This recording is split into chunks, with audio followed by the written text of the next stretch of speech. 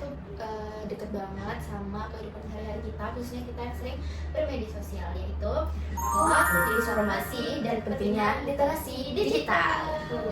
Oh, Fadila, hari ini aku nggak sendirian nih, aku ditemani sama teman-teman aku, ada Amel. Halo semuanya. Uut. Halo. Dan Masya. Hai. Nah, coba nih kalian bayangin, kan kita sering banget nih gunain aplikasi-aplikasi media sosial seperti TikTok, Instagram, WhatsApp, atau media sosial lainnya. Tapi tiba-tiba kita tuh ada berita yang kelihatannya kayak, wow, kayaknya ini penting banget nih. Dan judulnya tuh bikin kita panik dan sangat meyakinkan, apalagi ada bukti foto dan bukti dokumentasi lainnya. Nah, refleks ini kita tuh kayak mungkin langsung berpikir, wah ini tuh harus banget disebar. Tapi ini tuh benar nggak sih sebenarnya, informasinya valid nggak sih? Nah, justru masalahnya itu ada di sini teman-teman. Di era digital, informasi itu bisa diakses dengan sangat mudah dalam hitungan detik. Jadi kita tuh harus memilah-milah mana yang baik dan mana yang benar, dan kita tuh harus lihat dulu kevalitan dari informasi tersebut. Nah, jadi sebelum kita membahas topik ini lebih jauh, sebenarnya apa sih yang dimaksud dengan hoax? Nah, hoax itu adalah secara sederhananya bisa kita pahami sebagai informasi palsu atau menyesatkan yang disebarkan seolah-olah sebagai informasi yang benar. Masalahnya hoax sekarang bentuknya itu macam-macam, bisa berupa tulisan, foto, video, potongan berita, bahkan screenshot percakapan. Kadang informasi tersebut dibuat sedemikian rupa sehingga terlihat benar dan membuat orang percaya. Nah, dan yang lebih bahaya lagi, nggak semua orang ini sengaja menyebarkan hoax gitu. Nah, ada orang yang kayak sebenarnya itu percaya bahwa informasinya itu benar, kayak lalu langsung membagikannya kayak ke grup, ke teman, keluarga gitu. Nah, berarti sebenarnya ada perbedaan antara orang yang sengaja membuat informasi palsu dengan orang yang cuma ikut menyebarkan karena percaya informasi tersebut tuh benar gitu. Betul, salah satu istilah yang sering digunakan adalah disinformasi, yaitu informasi yang salah atau menyesatkan yang disebarkan dengan sengaja untuk menipu, mempengaruhi, atau menimbulkan dampak tertentu. Nah, sedangkan informasi yang salah tetapi dibagikan tanpa tujuan menipu sering disebut misinformasi. Jadi beda ya, disinformasi sama misinformasi. Nah, menurut kalian kenapa sih hoax itu gampang menyebar di media sosial saat ini? Nah, menurut aku karena orang cenderung lebih cepat membaca sesuatu yang menarik perhatian atau yang bikin emosi gitu. Kayak misal judulnya tuh gini, wajib tahu besok semua pengguna HP akan terkena pajak gitu. Buat Karena kalian kalau ada tulisan sebarkan semua kontak sebelum terlambat. Banget, nanti kayak gitu dong. Biar ada Ya. Nah, kalimat seperti itu justru harus bikin kita berhenti sebentar. Jangan langsung percaya bahwa karena ada kata wajib, penting, darurat, atau sebarkan. Kita harus bertanya, siapa yang membuat informasi tersebut? Dari mana sumbernya? Kapan informasi tersebut dibuat? Dan yang paling penting, apakah ada sumber resmi yang membenarkannya? Jadi sebenarnya ini tuh masalahnya cuma bukan hoax nggak sih? Kayak tapi juga bagaimana kita dalam bijak menggunakan media sosial tersebut, dan bagaimana kita merespon informasi yang diterima dari media sosial. Iya, karena sebagai warga negara di era digital kita punya tanggung jawab untuk menggunakan media sosial itu secara bijak. Jangan sampai kita menjadi bagian dari rantai penyebaran informasi palsu. Nah, aku mau kasih satu contoh ya. Ini tuh kayak info penting. Besok semua mahasiswa itu wajib membayar biaya tambahan sebesar 500.000. Jika tidak membayar, mahasiswa itu tidak bisa mengikuti ujian. Nah, jadi mohon segera sebarkan ke grup lain. Wah, aku kalau misalkan dapat informasi gitu aku panik banget sih, kayak langsung kayak gitu. Nah, justru jangan langsung percaya. Langkah pertama itu adalah jangan langsung menyebarkannya. Coba cek informasi tersebut melalui sumber resmi kampus. Biasa kan kalau kampus itu kalau berita informasi resmi itu mereka selalu memfollow up kembali kepada mahasiswanya. Jadi kalian tidak akan mudah tertipu dan bisa melalui website, akun media sosial resmi, atau menghubungi pihak kampus langsung sehingga kalian tidak miscommunication, misinformation gitu. Kalau ternyata setelah dicek nggak ada informasi tentang pembayaran itu, berarti kita harus berhati-hati gitu guys. Nah, dan bayangin kalau satu orang langsung menyebarkan ke 5 grup, lalu masing-masing anggota tuh menyebarkan juga gitu. Dalam waktu singkat, informasi palsu tuh bisa sampai ke ratusan bahkan ribuan orang. Jadi kita tuh harus lebih berhati-hati, harus lebih kayak gimana ya? Harus lebih boleh nggak? Ya, betul betul. Padahal awalnya kayak cuma dari satu pesan nggak sih guys? Tiba-tiba kayak udah kesebar aja ke seluruh mahasiswa. Itu bikin panik sumpah beneran. Oke, selanjutnya itu adalah dampak hoaxnya nih, karena kita kembali lagi kan kita jadi panik. Nah, dampak hoax itu banyak guys. Nah, hoax itu bukan cuma masalah berita bohong biasa, dampak itu bisa serius.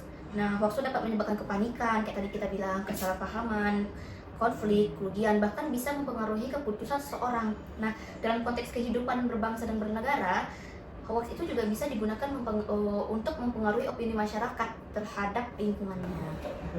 Contohnya tuh dalam isu politik lah ya, kita ambil kayak informasi palsu bisa buat masyarakat salah memahami calon kebijakan atau satu peristiwa gitu. Kalau masyarakat mengambil keputusan berdasarkan informasi yang salah, tentu bisa berdampak pada kebiasaan demokrasi itu. Makanya literasi digital itu penting banget. Literasi digital itu bukan berarti kita harus tahu semua hal tentang teknologi, tapi kita harus mampu menggunakan teknologi itu secara cerdas, kritis, bertanggung jawab, dan etis. Oke, sekarang ini tuh bagian yang penting nih guys. Jadi menurut kalian kalau misalkan kita dapat informasi mencurigakan, kita harus gimana sih sikapnya atau menyikapi informasi tersebut? Dan apa yang harus dilakukan? Aku punya beberapa tips. Pertama, jangan langsung percaya. Kalau informasi itu membuat kita terlalu panik, marah, atau takut, justru kita harus berhenti sebentar dan berpikir. Yang kedua, cek sumbernya. Lihat siapa yang membuat informasi tersebut, apakah berasal dari media yang kredibel atau sumber yang resmi. Terus ketiga, periksa tanggal dan konteksnya. Kadang berita lama itu dibagikan kembali secara seolah-olah itu merupakan kejadian baru. Terus kemudian jangan cuma membaca judul, baca isi informasinya secara lengkap juga. Nah, dan yang kelima, bandingkan dengan sumber lain. Kalau sebuah informasi itu benar-benar penting, biasanya kita bisa menemukan pemberitahuan atau konfirmasi dari sumber terpercaya lainnya. Gila, daging banget. Nah, jadi selain itu tuh kita juga sekarang harus berhati-hati dengan foto atau video ya, kayak teknologi tuh di zaman sekarang semakin berkembang, semakin canggih gitu. Foto dan video tuh bisa kayak dipotong, diedit lagi gitu. Jadi bahkan dibuat menggunakan teknologi AI. Adanya foto atau video itu bukan otomatis dari informasi gitu, informasi yang benar. Berarti sekarang prinsip kita harus diubah dong. Jangan mentang-mentang ada foto, berarti informasi itu benar. Jadi kita harus kualifikasi dulu, memilah-milah dulu mana yang benar dan mana yang salah, lalu dibagikan ke media sosial. Berarti kita sekarang harus bersikap kritis. Iya, benar sekali. Nah, dari pembahasan tadi, menurut kalian semua nih dan teman-teman, jadi apa sih hubungan dan korelasinya antara hoax dan kewarganegaraan? Nah, hubungan itu sangat erat. Sebagai warga negara, kita tuh memiliki hak untuk mendapatkan dan menyampaikan informasi. Tapi hak tersebut juga harus disertai tanggung jawab. Jangan sampai kebebasan berpendapat digunakan untuk menyebarkan informasi palsu, fitnah, atau sesuatu yang dapat merugikan orang lain. Nah, artinya menjadi warga negara di era digital ini bukan hanya tentang aktif menggunakan media sosial, tapi juga bagaimana kita bisa menjadi digital citizen yang bertanggung jawab. Salah satu bentuk tanggung jawab sebenarnya adalah think before you share. Pikir dulu sebelum membagikan sesuatu. Satu quick share itu mungkin kelihatannya sangat sederhana, tapi dampaknya itu sangat-sangat besar, teman-teman.